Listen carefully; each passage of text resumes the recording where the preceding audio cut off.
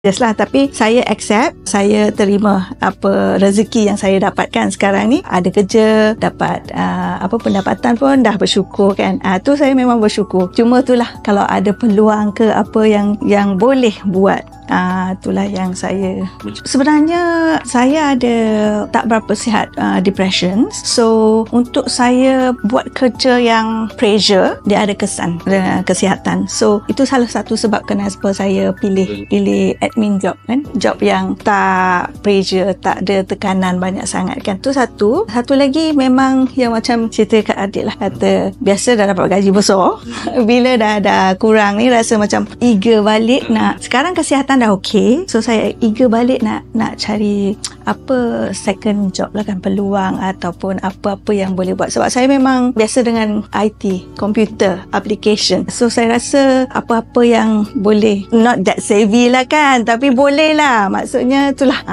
Sebenarnya saya tengok banyak. Saya tengok advertisement, kawan-kawan punya recommended. Tapi saya rasa saya ni tak boleh, macam kalau nak buat live jual barang tu tak dapat lah. Not me lah kan. Tapi kalau macam do something at the background, macam duduk kat belakang screen komputer, yang tu boleh. Yang tu boleh. Memang tergerak dah lama. Cuma satu, kesihatan tak mengizinkan. Yang kedua, tak dapat cari yang reliable, yang macam, sebab sekarang